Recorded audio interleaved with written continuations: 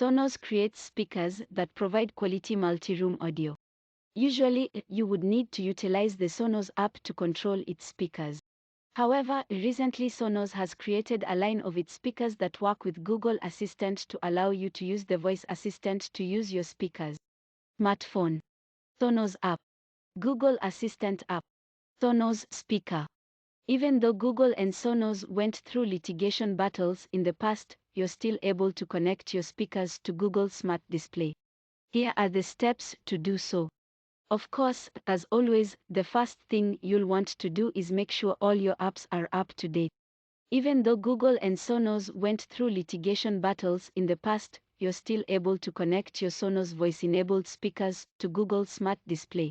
Here are the steps to do so. Of course, as always, the first thing you'll want to do is make sure all your apps are up to date. Step 1. In the Sonos app, tap the Settings tab Services Voice Add a Service. Then, tap Google Assistant. Step 2. Choose the rooms you'd like to set up and then tap Add Google Assistant. Once done, you'll be taken to the Google Assistant app. Step 3. In Google Assistant, sign in to your Sonos account. Step 4. Now you'll have to set up each Sonos device in the app. You'll have to approve product permission and choose the room location of the speaker. After that, you'll choose if you want the chime to be on when you say, "Hey, Google." Lastly, pick the music services to be added to the system and your default music service. Step 5. Go back to the Sonos app and make sure any music services you added in Google Assistant are also added to Sonos.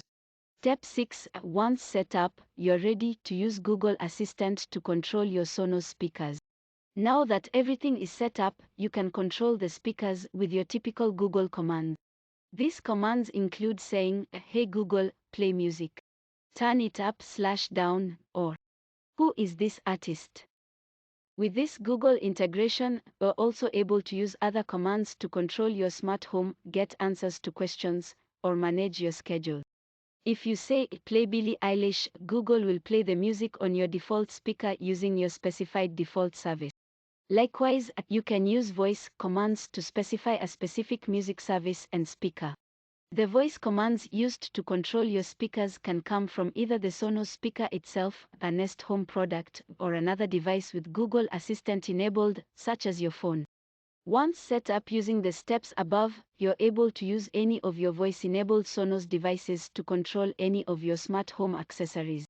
Of course, you would still have to say, "Hey, Google," but this would allow you to eliminate the need for a Nest Hub or Nest Hub Mini. You can connect any Sonos voice-enabled speaker, including the Sonos Move. Other Sonos speakers that can use Google Assistant include the Sonos Arc, Beam, Move, One, and Roam. There aren't many downsides to connecting your Sonos speakers, as they provide better audio quality than most speakers at that price and can control your smart home. The one main downside is that Google and Sonos will not let you group Sonos speakers with Nest speakers. As a result, you can either play music on your Sonos device or any Nest device, but not both simultaneously. Unfortunately, they are competing multi-room systems, and this likely won't change anytime soon.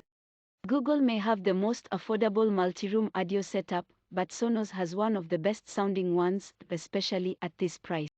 Use these steps to get the audio quality of Sonos while getting the most from Google Assistant.